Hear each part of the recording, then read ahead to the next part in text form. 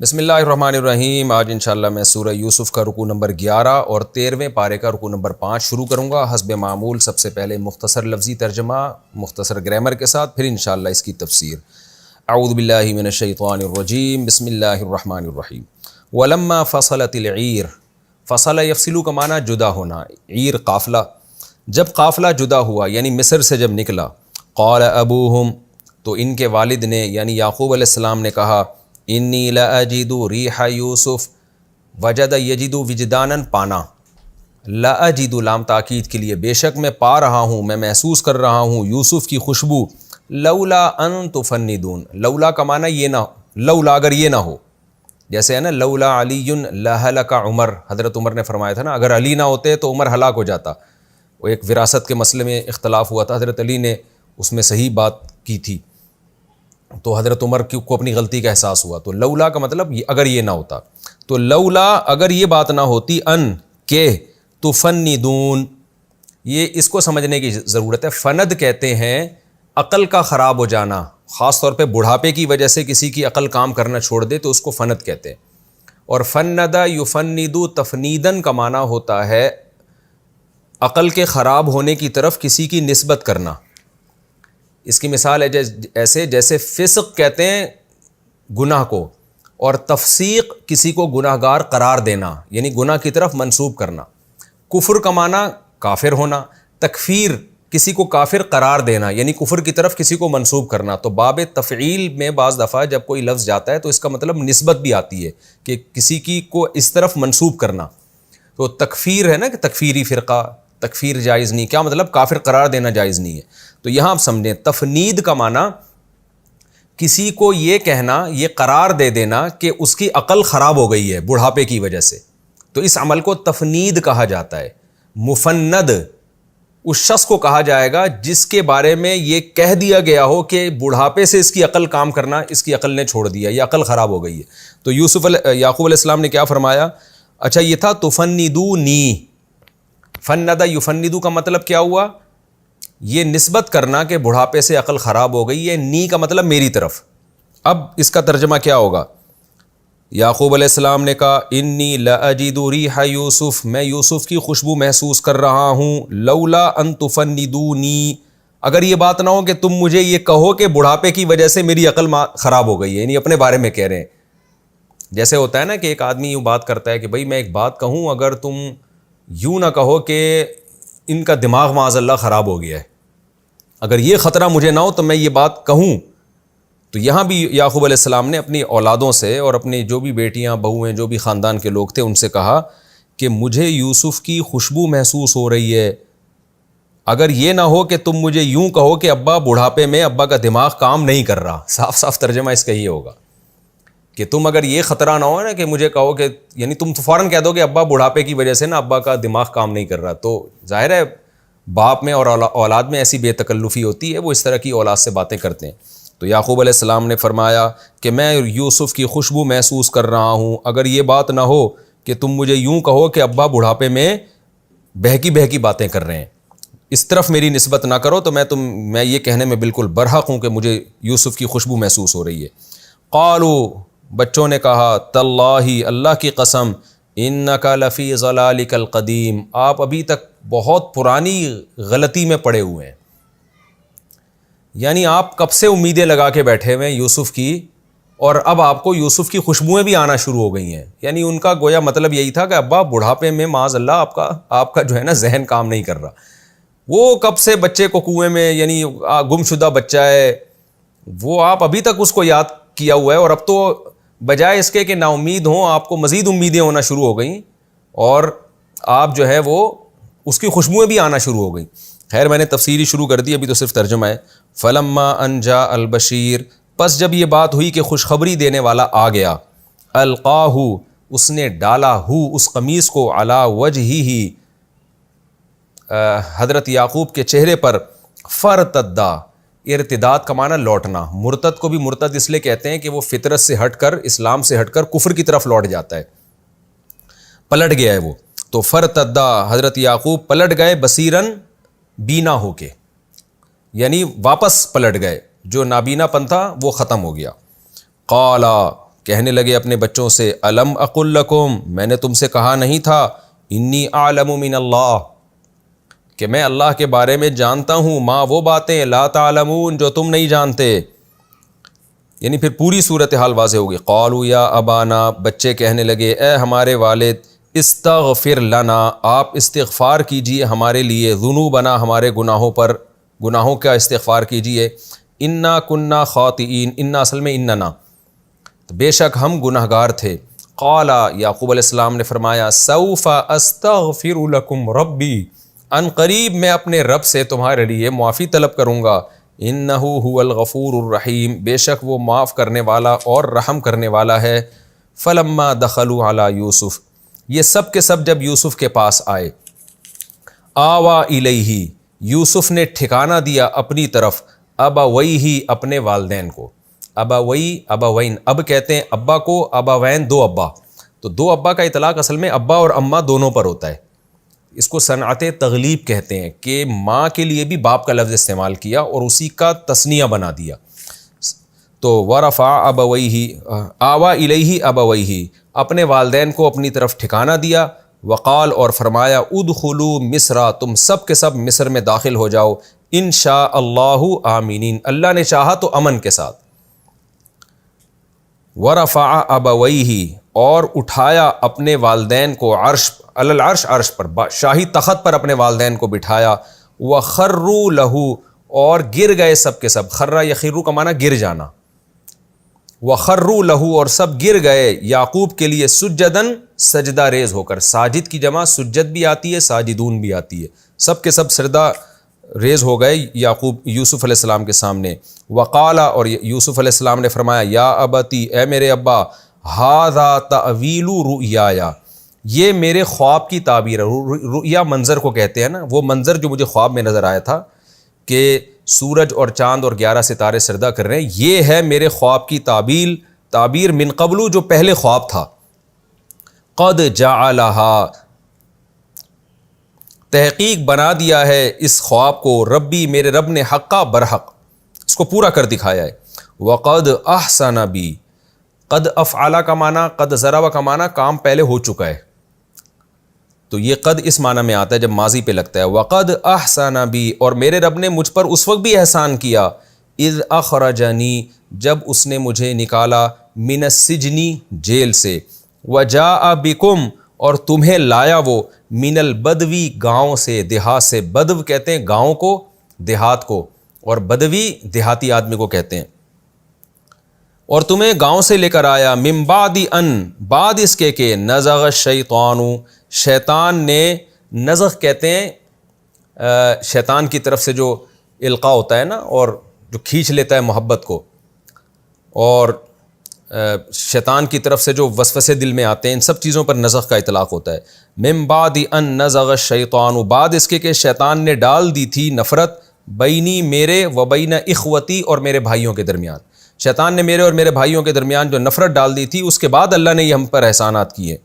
ان ربی، بے شک میرا رب، لطیف، باریک بین ہے، لطف و عنایت والا ہے۔ لطف کہتے ہیں، لطیف ہلکی اور باریک چیز کو کہتے ہیں۔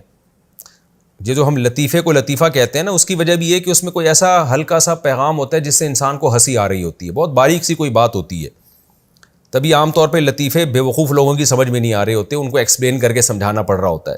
تو لطف، کسی کے ساتھ محبت کا معاملہ کرنا، عنایت کا معاملہ کرنا، تو یہاں اس کا معنی کیا جاتا ہے باریک بین، بڑی لطافت کے ساتھ جب کوئی کام کرتا ہے تو اس ایسے ذات کو لطیف کہا جاتا ہے۔ تو چونکہ یہاں یوسف علیہ السلام کے ساتھ معاملات کیا ہوئے ہیں، یعقوب علیہ السلام اور یوسف علیہ السلام کے ساتھ، کہ سارے ناکامی کے اسباب ہو رہے ہیں، مگر اصل میں وہ ترقی کا زینہ تھے، تو بڑی خفیہ طریقے سے اللہ کی طرف سے تدبیر ہو رہی تھی، تو اس خفیہ تدبیر کو لطافت، اور اس کی وجہ سے اللہ کو لطیف کہا گیا ہے۔ ان ربی لطیف، بے شک میرا رب لطیف ہے، یعنی خفیہ تدبیر کرنے والا ہے، لما یشاء، اس شخص کے لیے جس کے لیے چاہتا ہے، انہ هو العلیم، بے شک وہ جاننے والا، الحکیم، اور حکمت والا ہے۔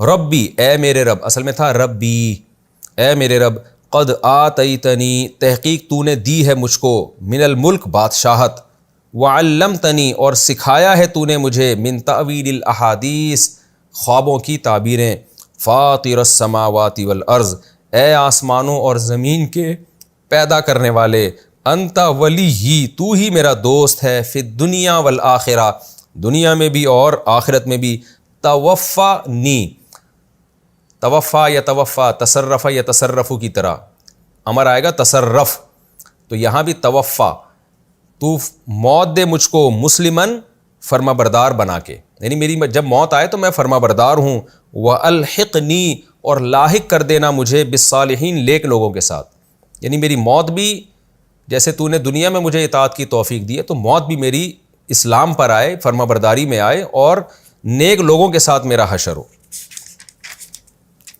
ذالک من انباء الغیب، قرآن اب محمد صلی اللہ علیہ وسلم سے خطاب کرتا ہے، ذالک من انباء الغیب یہ غیب کی خبریں ہیں، نوحیہ الیک جو اے محمد صلی اللہ علیہ وسلم ہم آپ کی طرف وحی کر رہے ہیں،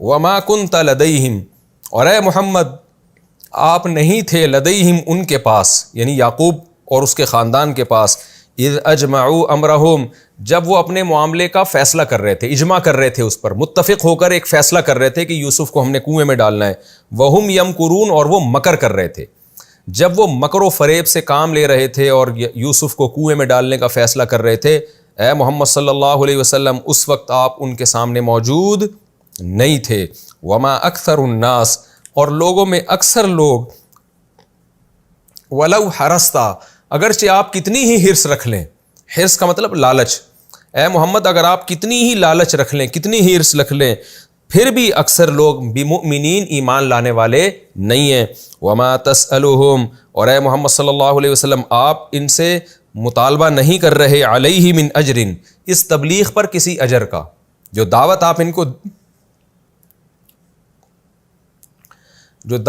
کو دے رہے اس پر آپ کوئی تبلیغ کا مطالبہ نہیں کر رہے، ان ہوا الا ذکر للعالمین نہیں ہے یہ قرآن مگر نصیحت تمام جہان والوں کے لیے۔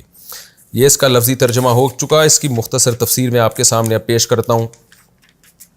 وَلَمَّا فَصَلَتِ الْعِيرُ یوسف علیہ السلام نے پچھلے ایپیسوڈ میں کیا تھا، یوسف علیہ السلام نے حکم دیا کہ بھائی تم میری قمیض لے جا کے، کرتا لے جا کے میرے والد کے آنکھوں پہ ڈال دو،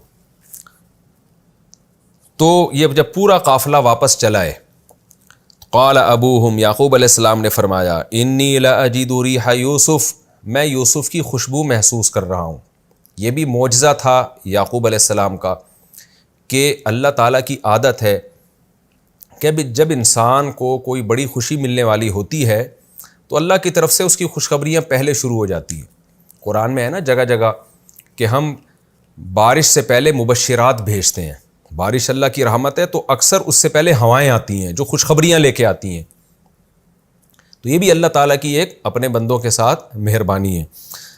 تو یوسف علیہ السلام کی خوشبو یعقوب علیہ السلام کو محسوس ہوئی، تو اب اپنے گھر والوں کو، اب دیکھیں امید کی باتیں تو بتا رہے ہیں، نا امیدی کے تذکرے اپنے بیٹوں کے سامنے، بچوں کے سامنے نہیں کر رہے، اور وہاں تو ظاہر ہے بیٹیاں تھیں، بیٹے تو سارے مصر گئے ہوئے تھے، پورا قافلہ واپس آ رہا تھا، تو جو بھی اہل خانہ تھے، بہویں ہوں گی، بیٹیاں ہوں گی اور گھر والے ہوں گے، ان کے سامنے یعقوب علیہ السلام کہنے لگے کہ مجھے یوسف کی خوشبو محسوس ہو رہی ہے، اگر تم یہ نہ کہو کہ میرا بڑھاپے میں دماغ کام کرنا میرا بڑھاپے میں چھوڑ دیا، یعنی مجھے خطرہ تو یہ کہ تم یہ کہو گے، لیکن یہ اگر نہ کہو تو میں تمہیں یہ خبر دوں کہ مجھے واقعی یوسف کی خوشبو محسوس ہو رہی ہے۔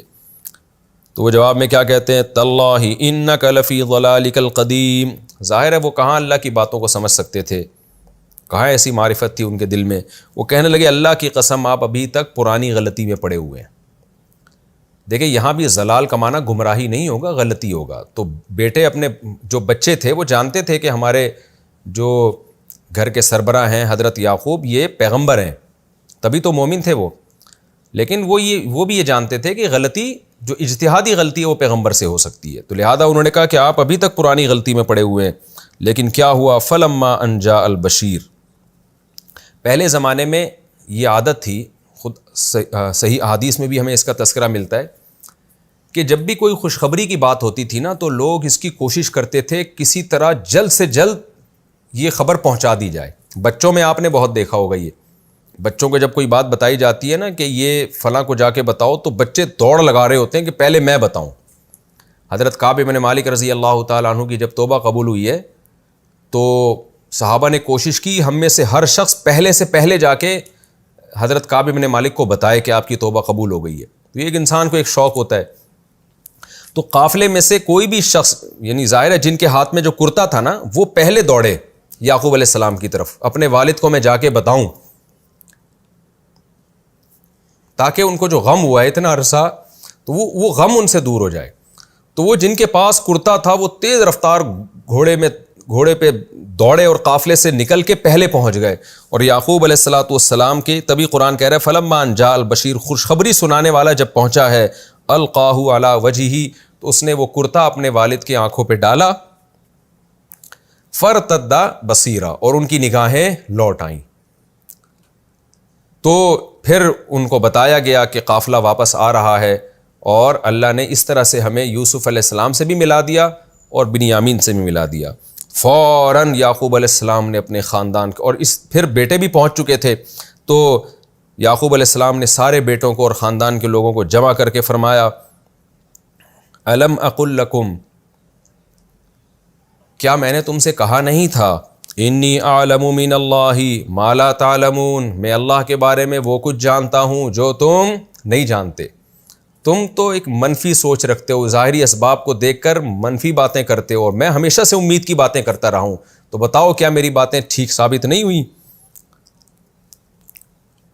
قالوا یا ابانا استغفر لنا ذنوبنا، بیٹے کہنے لگے اے ہمارے والد، آپ ہمارے گناہوں کی مغفرت طلب کریں اللہ تعالیٰ سے. یہ بھی ایک سنت ہے کہ آپ خود بھی توبہ کریں اور کسی بزرگ سے بھی کہیں کہ مجھ سے کوئی گناہ ہوا ہے تو آپ اللہ سے میرے لیے توبہ کریں. انا کننا خاطئین، بے شک ہم یقیناً گناہ گار تھے. اب ظاہر ہے ان کے پاس اب کوئی عذر تو بچا نہیں تھا پیش کرنے کے لیے. یہاں بھی یعقوب علیہ السلام کا ظرف دیکھیں، ایک تنزیہ جملہ نہیں کہا بیٹوں کو کہ اب آئے ہو بڑے، ساری زندگی مجھے ٹینشن میں رکھا اور اب آ گئے ہو معافیہ مانگنے کے لیے، اب آ گئے ہو توبہ کرنے کے لیے. یہاں یہ چیز سمجھنے کی ہے کہ کیا آج دینداروں کا یہ ظرف ہے برداشت کا؟ آج تو جو جتنا دین پہ چلتا ہے اتنا ہی ایکسائٹیڈ ہوتا ہے، اتنا ہی جذباتی ہوتا ہے، اتنا ہی بات بات پہ 2 فٹ اچھل رہا ہوتا ہے. برداشت بالکل ختم ہو گئی ہے. ہمیں پیغمبروں کی سیرت سے کیا پتہ چل رہا ہے کیسی برداشت تھی ان لوگوں میں. تو فوراً یعقوب علیہ السلام نے کیا فرمایا، کوئی طنز نہیں، کوئی تانا نہیں، غلطی کا احساس ہو گیا، ٹھیک ہے، سوف استغفر لکم ربی، ان قریب میں تمہارے لیے اپنے رب سے استغفار کروں گا. علماء نے یہاں لکھا ہے کہ یعقوب علیہ السلام نے یہ کیوں کہا کہ ان قریب کروں گا، اسی وقت کر لیتے. تو اس کی وجہ یہ ہے کہ یعقوب علیہ السلام جانتے تھے کہ بہت بڑا گناہ ہوا ہے. تو بہت سے حضرات اس طرف گئے ہیں کہ کیونکہ تہجد کے وقت میں رات کے آخری حصے میں دعائیں زیادہ قبول ہوتی ہیں، اس لیے یعقوب علیہ السلام نے ارادہ کیا کہ میں رات کو تہجد میں اٹھ کے ان کے لیے دعا مانگوں گا. یہاں ایک اشکال ہو سکتا ہے کہ بھائی موت کا تو کوئی یقینی علم نہیں ہے، اگر ابھی موت ہو گئی تو پھر تو ان کو سزا ملے گی. تو اس کا جواب یہ ہے کہ یعقوب علیہ السلام یہ بات جانتے تھے کہ انہوں نے جب سچی توبہ کر لی ہے تو اللہ نے گناہ تو معاف کر دیا ہے، تو میں مزید اس توبہ میں طاقت پیدا کرنے کے لیے تاکہ درجات بلند ہو اور اس توبہ اس گناہ کے جو جتنے بھی سائیڈ افیکٹ ہیں وہ ہر طرح سے مکمل ختم ہو جائیں، اس کے لیے یعقوب علیہ السلام ان کے لیے استغفار کرنا چاہتے تھے. تو سوفا کا لفظ ان قریب کروں گا تاکہ یہ تسلی سے میں اللہ سے تمہارے لیے دعا مانگوں گا. یہ بھی یعقوب علیہ السلام کے حسن اخلاق کی دلیل ہے کہ بھائی میں جلدی سے یعنی گویا ٹہلانے والا کام نہیں کروں گا کہ ابھی میں دعا مانگ لوں، ابھی دعا میں وہ دل نہیں لگے گا، ابھی تو ایک بیٹے کی خوشخبری ہے اسی میں دل زیادہ لگا ہوا ہے. تو میں تسلی سے اپنے بیٹوں کے لیے اللہ تعالیٰ سے دعا مانگوں گا. کتنا بڑا ظرف ہے کہ دعا بھی مانگوں گا اور دعا بھی بڑی تسلی کے ساتھ ہوگی تاکہ مجھے اطمینان ہو کہ میرے بیٹوں سے جو غلطی ہوئی ہے اس کی ہر طرح سے تلافی ہو جائے اور اس کے کوئی ان کو نقصان نہ ہو، بالکل گناہ ایسے معاف ہو جائے جیسے نسیم منسیہ، جیسے ان سے یہ ہوا ہی نہیں تھا. تو یہ بھی ہے کہ دعا کا اہتمام کرنا. بعض دفعہ آپ اسی وقت دعا دے دیتے ہیں، وہ اتنی جاندار نہیں ہوتی جتنی آپ تسلی سے دعا مانگ رہے ہوتے ہیں بیٹھ کے. انہ هو الغفور، اور بیٹوں کو تسلی بھی دی کہ بے شک وہ اللہ بہت زیادہ معاف کرنے والا الرحیم اور اپنے بندوں پر بہت زیادہ رحم کرنے والا ہے۔ بالآخر یہ قافلہ چلا ہے، کیونکہ یوسف علیہ السلام نے کہا تھا پورے خاندان کو مصر میں لے آؤ۔ بس یہ پورا قافلہ جب چلا ہے تو قرآن کہتا ہے فلما دخلوا علی یوسف، جب یہ لوگ یوسف علیہ السلام کے پاس آئے، آوا الیہ ابویہ، حضرت یوسف نے اپنے والدین کو مضبوط ٹھکانہ دیا، یعنی بہت اعزاز کیا، اکرام کیا۔ تو یہ ٹھکانہ دینا اکرام کے معنی میں بھی آتا ہے۔ وقال ادخلوا مصر ان شاء اللہ آمینین، اور فرمایا کہ اللہ نے چاہا تو مصر میں امن کے ساتھ داخل ہو جاؤ، بے خوف ہو کے۔ اس سے پتہ چلتا ہے کہ یوسف علیہ السلام اپنے والدین کے استقبال کے لیے شہر سے باہر نکلے تھے، تبھی کہہ رہے ہیں کہ مصر میں داخل ہو جاؤ۔ تو داخل جب ہی ہوں گے نا جب مصر سے باہر ہوں۔ تو یہ جو اپنے والدین کا آپ نے اکرام کیا، یہ مصر شہر سے باہر نکل کے، جب پتہ چلا کہ قافلہ آ رہا ہے تو شہر سے باہر نکل گئے اور کہا کہ آپ شہر میں داخل ہو جاؤ امن کے ساتھ۔ پھر جب شہر میں داخل ہوئے اور محل میں داخل ہوئے، وَرَفَعَ أَبَوَيْهِ عَلَى الْعَرْشِ، تو یوسف علیہ السلام نے اپنے والدین کو تخت پہ بٹھایا، وَخَرُّوا لَهُ سُجَّدًا، اور سب کے سب سجدے میں گر گئے۔ یہ پچھلی امتوں میں سجدہ تھا جو تعظیم کا سجدہ تھا، یہ جائز تھا، اس امت میں اس کو حرام قرار دیا گیا ہے۔ نبی صلی اللہ علیہ وسلم نے فرمایا لو كنت آمر احدا ان يسجد لاحد لامرت النساء ان يسجدن لازواجهن، اگر میں کسی کو سجدے کی اجازت دیتا تو عورت کو حکم دیتا کہ شوہر کو سجدہ کرے، لیکن اس امت میں کسی کے لیے بھی سجدہ حلال نہیں ہے، تو پہلی امتوں میں جائز تھا۔ تو یوسف علیہ السلام نے فوراً فرمایا یا ابتی ھذا تأویل رؤیای من قبل، کہ اے میرے والد یہ ہے اس خواب کی تعبیر جو میں نے پہلے دیکھا تھا، کہ 11 ستارے اور سورج اور چاند سجدہ کر رہے ہیں۔ قد جعلها ربی حقا، تحقیق میرے رب نے اس خواب کو سچا کر دکھایا، یعنی پورا کر دکھایا۔ یہاں ایک اشکال پیدا ہوتا ہے کہ 11 بھائی تھے اور سورج اور چاند سے مراد ظاہر ہے والدین ہیں، تو خواب میں تو دکھایا گیا کہ سورج اور چاند بھی سجدہ کر رہے ہیں اور 11 بھائی بھی سجدہ کر رہے ہیں، تو اس سے ظاہر ہوتا ہے کہ ان کے والدین نے بھی یوسف علیہ السلام کو سجدہ کیا۔ تو اب یہ تو ایک سوال یہ پیدا ہوتا ہے کہ یوسف علیہ السلام نے یہ کیسے برداشت کر لیا کہ میرے والدین میرے سامنے سجدہ کریں؟ تو اس کے 2 جواب دیے گئے ہیں۔ ایک تو یہ ہے کہ اگر ہم یہ مان لیتے ہیں، قرآن میں تو ایسا کوئی واضح تذکرہ نہیں ہے کہ والدین نے بھی سجدہ کیا اور یوسف علیہ السلام نے ان کو سجدہ کرنے دیا، لیکن خواب میں چونکہ سورج چاند اور 11 ستاروں کا تذکرہ ہے، اس خواب سے پتہ چلتا ہے کہ سب نے سجدہ کیا۔ تو اگر یہ ثابت ہو جاتا ہے کہ یعقوب علیہ السلام کے والدین نے بھی سجدہ کیا تھا، یوسف علیہ السلام کے والدین نے بھی سجدہ کیا تھا، تو اس کی توجہ یہ ہے کہ یہ یوسف علیہ السلام کے حکم پہ نہیں کیا تھا، بلکہ یہ اللہ کے حکم پہ کیا تھا، اور اللہ کی اس میں مصلحتیں تھیں کہ یوسف علیہ السلام کی فضیلت کو ثابت کرنا یا اس خواب کی تکمیل کرنا۔ اور یہ غیر اختیاری طور پر ان کی عظمت سے اور ان کے بادشاہت سے اتنے متاثر ہوئے کہ مضطر ہو کے انہوں نے ان کے سامنے سجدہ کر لیا۔ دوسری ایک توجہ یہ بھی ہو سکتی ہے کہ یہ ضروری نہیں ہے کہ ان کے والدین نے بھی سجدہ کیا ہو، کیونکہ قرآن میں آ رہا ہے کہ انہوں نے تو اپنے والدین کو اپنے ساتھ تخت پہ بٹھایا، سجدہ تو بھائیوں نے کیا نا جو تخت سے نیچے تھے۔ تو پھر خواب کا کیا مطلب ہوگا؟ تو پھر خواب کا مطلب یہ معلوم ہوتا ہے، یہ کوئی یقینی چیز نہیں ہے، یہ امکان کے درجے کی بات ہے، دونوں میں سے کسی ایک دعوے پر بھی کوئی مضبوط دلیل موجود نہیں ہے۔ تو اس کا جواب یہ ہے کہ یہاں خواب میں جب کوئی سجدہ دکھایا گیا ہے نا، تو سجدے سے مراد اطاعت بھی ہوتی ہے، فرما برداری بھی ہوتی ہے، کسی کی عظمت کا قائل ہونا بھی ہوتا ہے۔ تو 11 بھائیوں نے جو سجدہ کیا وہ تو وہی ایسا کہ عملی طور پر پریکٹیکلی سجدہ کر کے دکھایا، اور خواب میں جو آتا ہے کہ سورج اور چاند سجدہ کر رہے ہیں، تو وہاں سجدے سے مراد اس کی تعبیر یہ ہو سکتی ہے کہ وہ یوسف علیہ السلام کی عظمت کو تسلیم کر رہے ہیں، کیونکہ جو سجدہ کرتا ہے سامنے والے کی عظمت کا قائل ہوتا ہے، تو وہ مان گئے کہ بھئی یہ اللہ نے اس کو بہت بڑی فضیلت دی اور کیسے مدارس سے گزار کر یہاں تک پہنچایا ہے۔ تو خواب کی تعبیر کے لیے اتنا بھی کافی ہے۔ تو کوئی یقینی دلیل سے نہ تو یہ ثابت ہے کہ ان کے والدین نے سجدہ کیا، نہ یہ ثابت ہے کہ ان کے والدین نے سجدہ نہیں کیا۔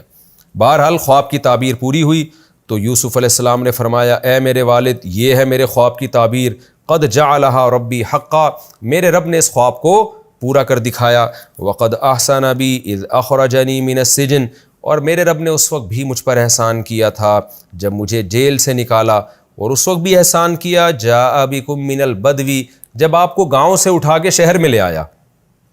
من بعد ان نزغ الشیطان بینی و بین اخوتی. اور یہ سارے کام ایک واقعے کے بعد ہوئے ہیں. وہ واقعہ کیا تھا؟ شیطان نے میرے اور بھائیوں کے درمیان نفرت ڈال دی تھی. یعنی یہ بڑے عجیب کلام ہے. کیا مطلب؟ شیطان نے میرے اور بھائیوں کے درمیان نفرت ڈال دی تھی. اس نفرت کے نتیجے میں ہونا تو یہ چاہیے تھا. یعنی یہاں بلاغت کے نقطے کیا ہیں آپ یہ سمجھیں. پہلا نقطہ تو یہ کہ یوسف علیہ السلام اس موقع پر اپنے غموں کو بیان نہیں کر رہے. ہونا تو یہ چاہیے تھا نا کہ ابا آپ کو جو دیکھ رہے ہیں کہ میں آج تخت پہ بیٹھا ہوا ہوں تو میرے ساتھ تو بڑے برے حالات گزرے. میں تو کنویں میں چلا گیا تھا, پھر مجھ پر تہمتیں لگی ہیں, جیل میں چلا گیا, پھر جیل سے نکلنے کی صورت ہوئی تو وہ بندہ ہی بھول گیا بادشاہ کے سامنے تذکرہ کرنا. میں تو اور جھوٹی تہمتیں لگی ہیں اور کیا کچھ نہیں ہوا میرے ساتھ. تو ایک بھی غم کی بات ذکر نہیں کر رہے. ساری پازیٹیو باتیں کہ میرے رب نے احسان کیا, خواب کو سچا کر دکھایا. میرے رب نے احسان کیا, مجھے جیل سے نکالا. جیل میں جانے کا تذکرہ نہیں ہو رہا, جیل سے نکلنے کا تذکرہ ہو رہا ہے. اور پھر ایک احسان یہ کیا کہ ناکامیوں کے نقشوں میں کامیابی پیدا کی ہے. ناکامی کا نقشہ کیا تھا کہ بھائیوں کے دل میں جب نفرت پیدا ہوئی تو اس نفرت کے نتیجے میں, جیلسی کے نتیجے میں ہمیشہ نقصان ہوتا ہے. جس سے حسد کی جائے اس کو نقصان ہوتا ہے. مگر میرے رب نے احسان یہ کیا کہ بھائیوں کی نفرت کو ذریعہ بنا دیا میری ترقی کا. تو یہ ایک الگ سے احسان ہے. اور بھائیوں کی نفرت کو کیسے اچھے انداز سے بیان کیا کہ ان کی طرف نسبت نہیں کر رہے. بتانا تو یوں چاہیے تھا میرے بھائیوں نے میرے لیے غلط سوچا, نفرت کی, ظلم کیا. اگرچہ بعد میں توبہ کر لی لیکن ظلم تو کیا نا. مگر اللہ نے اس ظلم کو ہی میری ترقی کا ذریعہ بنا دیا. لیکن اس میں بھائیوں کی بدنامی تھی. تو وہ کیسے اچھے انداز سے اس کو آپ نے تبدیل کیا کہ من بعد ان نزغ الشیطان بینی و بین اخوتی. شیطان نے میرے اور بھائیوں کے درمیان نفرت ڈال دی تھی. یعنی اس جرم کو شیطان کی طرف منسوب کیا جا رہا ہے اور بھائیوں کو بری و ذمہ قرار دیا جا رہا ہے. کیسا خوبصورت کلام ہے. آپ مجھے بتائیں کیا کوئی ایسی قرآن جیسی کوئی کتاب کسی مذہب کے پاس ہے؟ میں جب بھی قرآن کی تلاوت کرتا ہوں, تفسیر پڑھتا ہوں یا کرتا ہوں, ایک بات کا بڑا احساس ہوتا ہے کہ مسلمانوں کے پر جو اللہ کا بہت بڑا احسان ہے, یہ جو کتاب اللہ نے مسلمانوں کو دی ہے. نہ یہ عیسائیوں کے پاس ہے ایسی کوئی کتاب. آپ نے کبھی دیکھے عیسائی بائبل کا درس دیتے ہوں, ایسے درس قرآن دیتے ہوں؟ وہ ہے ہی نہیں ان کے پاس. نہ یہودیوں کے پاس ہے, نہ ہندوؤں کے پاس ہے, نہ سکھوں کے پاس ہے. کیسا کلام ہے, اس میں کیسی حکمت کی باتیں ہیں. اور یوسف علیہ السلام کے اس واقعے میں یہ جو انداز ہے یوسف علیہ السلام کا, اس سے کیسی موٹیویشن ملتی ہے کہ ہمیشہ پازیٹیو سوچو, نیگیٹو کبھی نہ سوچو. اس سے انسان دماغی طور پر بھی سکون حاصل کرتا ہے. خودکشیوں کے دروازے بند ہوتے ہیں, ڈپریشن کے راستے بند ہوتے ہیں. غیر مسلموں کے پاس ایسی کوئی تعلیم نہیں ہے جو اللہ نے اہل اسلام کو جو تعلیمات دی ہیں, لیکن مسلمان اس کو فالو نہیں کر رہے, اس پہ عمل نہیں کر رہے, اس نعمت کی ناقدری کر رہے ہیں. تو بھائیوں کے بارے میں کیا کہا کہ بھائیوں کا سارا بلی جو ہے نا شیطان پہ ڈال دی کہ وہ شیطان نے کرا دیا تھا یہ کام. من بعد ان نزغ الشیطان بینی و بین اخوتی. شیطان نے میرے اور میرے بھائیوں کے درمیان نفرت ڈال دی تھی. ان ربی, اس میں اور بہت سارے بلاغت کے نقطے ہیں. اگر میں بیان کرنا شروع کروں تو بہت زیادہ نقطے ہیں, مگر کیونکہ وہ پھر لیکچر بہت لمبا ہو جائے گا. میرا مقصد تو یہ ہے کہ جب آپ قرآن کی تلاوت کریں تو قرآن آپ کی سمجھ میں آنا چاہیے. ان ربی لطیف لما یشاء. واقعی میرا رب بہت باریک بین ہے جس کے لیے چاہے. کیسے ناکامی کے نقشوں میں کامیاب کرتا ہے. انہ هو العلیم الحکیم. بے شک وہ خوب جاننے والا اور حکمت والا ہے. پھر یوسف علیہ السلام اللہ سے دعا مانگنے لگے, ربی قد آتیتنی من الملک. اے میرے رب تو نے مجھے بادشاہت دی. اس سے پتہ چلتا ہے کہ حضرت یوسف علیہ السلام پھر بادشاہ بن گئے تھے, کیونکہ جو ملک تھا, جو بادشاہ تھا مصر کا, اس نے آپ کو جب عزیز مصر بنایا تو بادشاہ کے انتقال کے بعد یوسف علیہ السلام کے پاس مصر کی حکومت آ گئی. وعلمتنی من تأویل الاحادیث. اور تو نے مجھے خوابوں کی تعبیروں کا علم سکھایا ہے. فاطر السماوات والارض. تو ہی آسمانوں اور زمین کا پیدا کرنے والا ہے. یہ بھی بڑی بلاغت ہے. دیکھیں ایک طرف اقرار کر رہے ہیں اللہ تو نے مجھے بادشاہ بنایا ہے, لیکن ساتھ ساتھ کہہ رہے ہیں کہ اصل بادشاہ تو ہی ہے. یہ تو میں زمین کا ایک خاص سلطنت کا بادشاہ ہوں. آج کسی کو بادشاہت ملے تو وہ اصل بادشاہ کو بھول ہی جاتا ہے, وہ کہ میرے اوپر بھی کوئی بادشاہ ہے. انت ولیہ فی الدنیا والآخرہ. دنیا اور آخرت میں تو ہی میرا دوست ہے. یعنی اس دنیا میں پڑھ کر میں نے دنیا کو دوست نہیں بنایا, اصل دوست تو میرا تو ہے. توفنی مسلمن. پھر اللہ سے دعا مانگ رہے ہیں, اللہ تو نے اب تک جو مجھے دین پر قائم رکھا تو میرا خاتمہ بھی اچھا ہونا چاہیے. میں تجھ سے دعا مانگ رہا ہوں, توفنی مسلمن, تو مجھے مسلم بنا کے موت دے. وَأَلْحِقْنِي بِالصَّالِحِينَ، اور نیک لوگوں میں مجھے لاحق کر دے، میرا حشر نیک لوگوں کے ساتھ ہونا چاہیے۔ کس قدر تواضع ہے کہ اتنی قربانیوں کے بعد بھی اپنے اوپر نظر نہیں ہے، اللہ سے دعائیں مانگ رہے ہیں کہ اللہ تو اب مجھے اسی پر قائم رکھنا۔ اسی وجہ سے علماء نے کہا ہے کہ خاتمہ بالخیر کی دعائیں مانگنا بہت ضروری ہے۔ اللہ نے آپ کو ایمان دیا، بار بار اللہ سے دعا مانگا کریں کہ اللہ میرا خاتمہ بھی ایمان پر ہو۔ تو یہ واقعہ تو یہاں کمپلیٹ ہو گیا۔ اب قرآن اس پورے واقعے کا، اس کے بعد ہوا کیا؟ یوسف علیہ السلام کو بادشاہت ملی، اور یعقوب علیہ السلام جو تفسیر کی کتابوں میں ہے، تاریخی کتابوں میں ہے، یعقوب علیہ السلام اپنی موت سے پہلے واپس فلسطین چلے گئے، کیونکہ وہ چاہتے تھے کہ میں وہیں دفن ہوں، کیونکہ وہ آپ کے باپ دادا کا وطن تھا اور بیت المقدس تھا، وہاں پہ مبارک سرزمین تھی۔ ظاہر ہے ایسی جگہ پہ دفن ہونا ہی چاہتا ہے ہر وہ شخص جس کے دل میں اللہ کی محبت ہو۔ تو یعقوب علیہ السلام پھر واپس وہاں چلے گئے اور باقی خاندان یہیں رہا۔ تو یعقوب علیہ السلام کو وہیں کنعان کی سرزمین میں بیت المقدس کے قریب دفن کیا گیا ان کے انتقال کے بعد، اور باقی جو یعقوب علیہ السلام کا خاندان تھا، جس کی تعداد 90 کے قریب بتائی جاتی ہے کہ یعقوب علیہ السلام کی ازواج، بیٹے بیٹیاں، پوتے پوتیاں، بہویں، یہ سب ملا کے تقریباً 90 کے قریب افراد تھے جو مصر میں آ کے آباد ہوئے۔ اور پھر یوسف علیہ السلام ان کو تبلیغ کرتے رہے اپنی زندگی میں، مصریوں کو، جس کی قسمت میں ایمان تھا ایمان لے آئے، جس کی قسمت میں نہیں تھا وہ نہیں لے کر آئے۔ تبھی آگے ان کی یوسف علیہ السلام کی جو نسل چلی ہے اس میں پھر حضرت موسیٰ علیہ السلام پیدا ہوئے، کیونکہ پھر اس بنی اسرائیل پر پھر ظلم شروع ہو گئے تھے، کیونکہ میجورٹی میں بہرحال غیر مسلم تھے۔ تو مصر میں کچھ وقت تو حالات اچھے رہے، لوگ عزت بھی دیتے تھے، لیکن وہی مذہبی لسانیت، مذہبی تعصب، آہستہ آہستہ وہاں کے غیر مسلموں نے سوچنا شروع کر دیا کہ یہ چند لوگ تھے جنہوں نے آ کے ہم پہ حکومت کی۔ یہ نہیں سوچا کہ انہی چند لوگوں نے مصر کو تباہی اور بربادی سے بچایا ہے۔ جیسے آج ہندوستان میں ہندوؤں کو یہ غلط بات سکھائی جا رہی ہے کہ منورٹی میں مسلمان تھے، تم پر 1000 سال انہوں نے حکومت کی، تو وہ کون ہوتے ہیں تم پہ حکومت کرنے والے؟ یہ نہیں دیکھتے کہ 1000 سال انہوں نے پورے ہندوستان کو بچا کے رکھا ہے، اور اس وقت ہندوستان کو کتنی بلندیوں تک پہنچایا تھا۔ نہ یہ لڑائیاں تھیں جو آج ہندوستان میں ہو رہی ہیں، نہ فرقہ واریت، نہ مذہبی نفرت تھی۔ گوروں نے اس پر لکھا ہے، گورے اس بات کے معترف ہیں کہ جب مسلمانوں نے ہندوستان پہ حکومت کی ہے تو ہندوستان نے کیسا شاندار ماضی تھا اس وقت ہندوستان کا۔ تو اسی طرح مصر میں بھی ہوا کہ پھر وہ عصبیت اور مذہبی منافرت پھیلنا شروع ہوئی، اور لوگوں نے، بنی اسرائیل منورٹی میں تھے، ان کو کہا کہ یہ کیسے آ گئے، تو پھر ظالم بادشاہ مسلط ہوئے، انہوں نے بنی اسرائیل کو غلام بنانا شروع کیا اور ظلم ہونا شروع ہوئے، اور بالآخر پھر فرعون کی حکومت ہوئی۔ اچھا، فرعون کے دربار میں اس بات کا تذکرہ بھی کیا گیا کہ فرعون سے یہ کہا گیا کہ یوسف علیہ السلام بھی تو مصر میں آئے تھے، انہوں نے بھی تو سمجھایا اور تم نے ان کی بات بھی نہ مانی، یہاں تک کہ وہ دنیا سے چلے گئے۔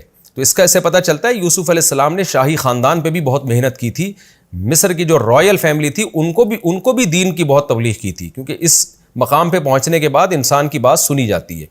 لیکن رائل فیملی کے جو شاہی خاندان کے جو زیادہ تر لوگ تھے، انہوں نے یوسف علیہ السلام کی بات کو اگنور کیا، ان کی بات کو ترجیح نہیں دی، جس کے نتیجے میں فرعون جیسے لوگ مسلط ہوئے، اور بالآخر فرعون کی حکومت کا اللہ نے خاتمہ کیا۔ تو قرآن کہتا ہے اس واقعے کو سنانے کے بعد ذَلِكَ مِنْ أَنْبَاءِ الْغَيْبِ، یہودیوں نے پوچھا تھا نا نبی صلی اللہ علیہ وسلم سے کہ ہم آپ کو سچا نبی اس وقت مانیں گے جب آپ یہ بتائیں کہ بنی اسرائیل وہ ارض شام سے مصر منتقل کیسے ہوئے، مصر میں فرعون کا مقابلہ کیسے ہوا ان سے، اور وہ یہاں آئے کیسے، مصر میں منتقل کیسے ہوئے۔ تو اس پر پوری سورہ یوسف نازل ہوئی۔